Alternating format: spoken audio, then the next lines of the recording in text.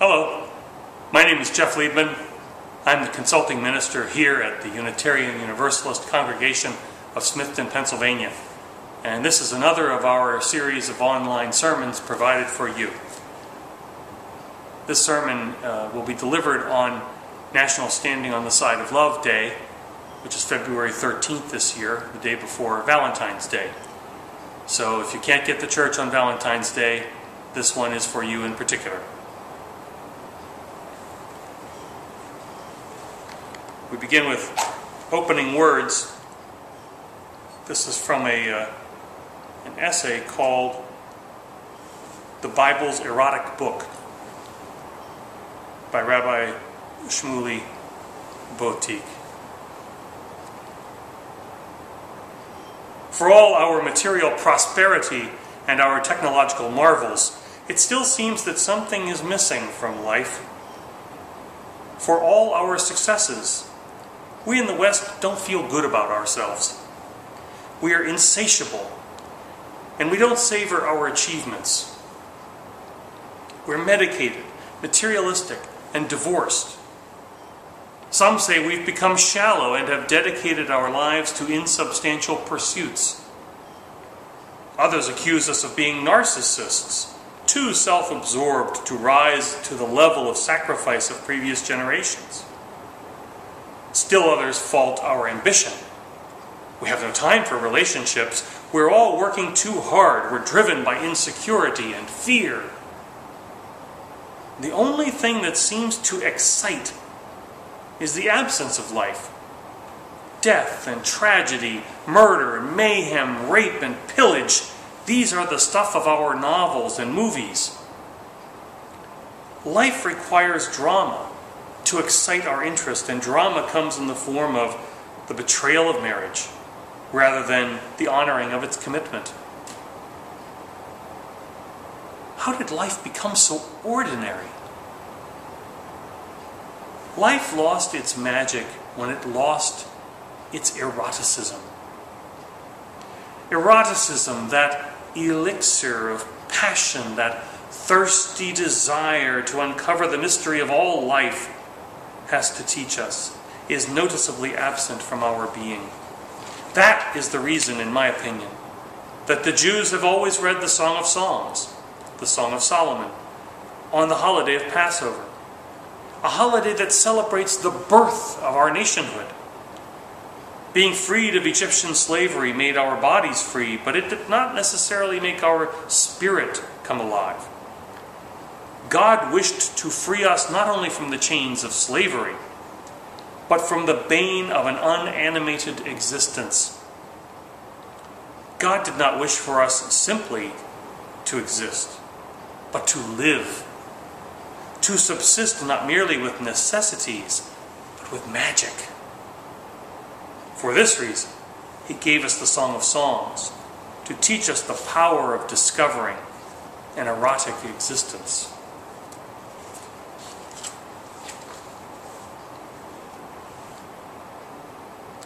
Our reflection reading is a rather famous poem on love from The Prophet by Khalil Gibran.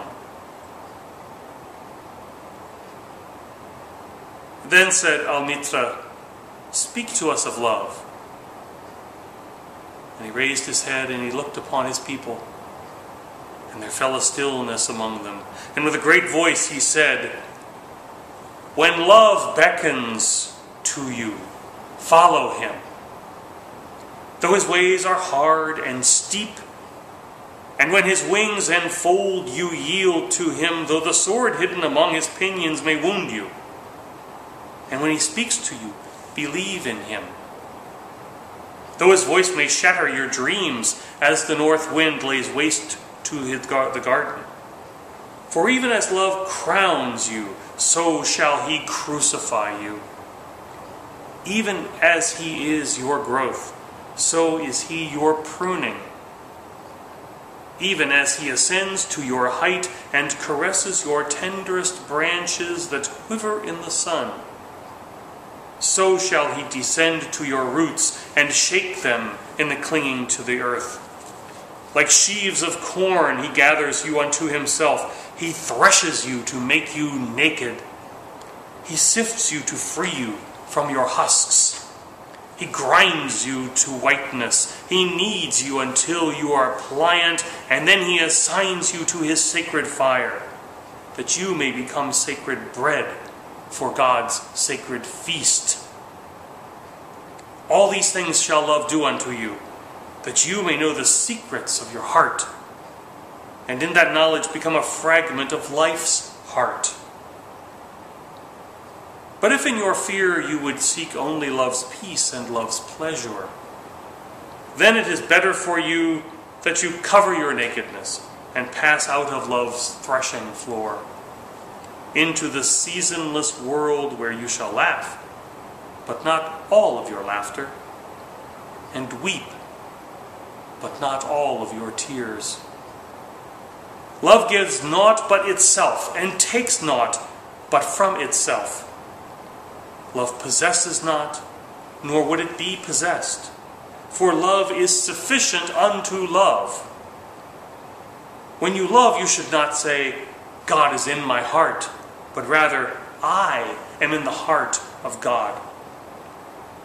And think not you can direct the course of love, if it finds you worthy, directs your course. Love has no other desire but to fulfill itself. But if you love and must needs have desires, let these be your desires. To melt and be like a running brook that sings its melody to the night. To know the pain of too much tenderness. To be wounded by your own understanding of love, and to bleed willingly and joyfully. To wake at dawn with a winged heart and give thanks for another day of living. To rest at the noon hour and meditate love's ecstasy. To return home at eventide with gratitude, and then to sleep with a prayer for the beloved in your heart and a song of praise upon your lips.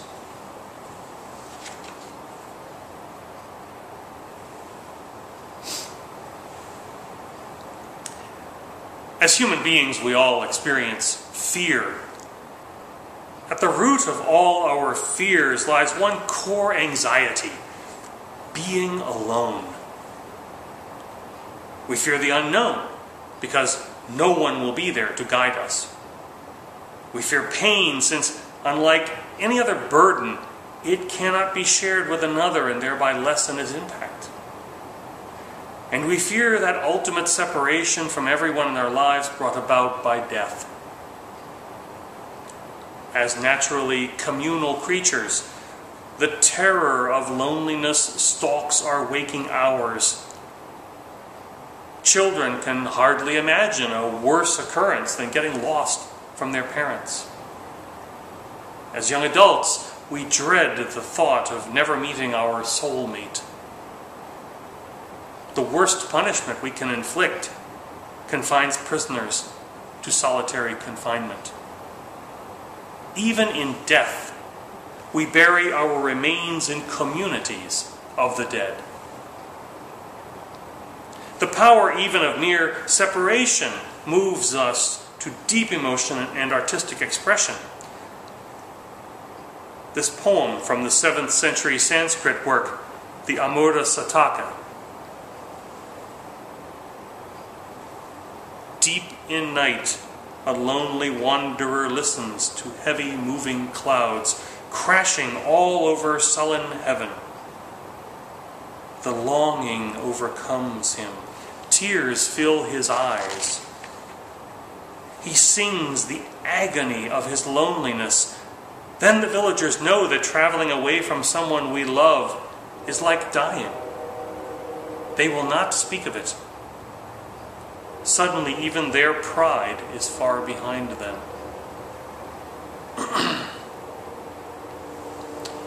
Even the earliest humans, as do our modern primate cousins, lived in tight communities.